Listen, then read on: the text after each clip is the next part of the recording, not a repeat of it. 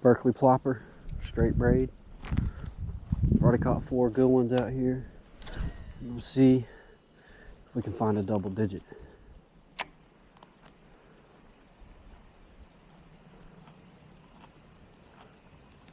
When I tell y'all the conditions right now are perfect for a topwater. It's overcast. There it is. There it is. Let's see what we got here. Oh yeah. Another good one. Look at this. All right.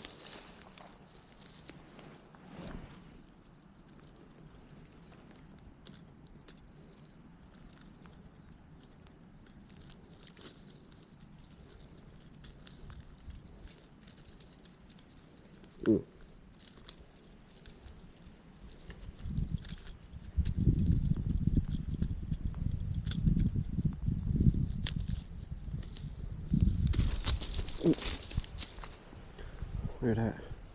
Clean little bass. Not a double digit, but the hunt continues. Let's see what else we got out here.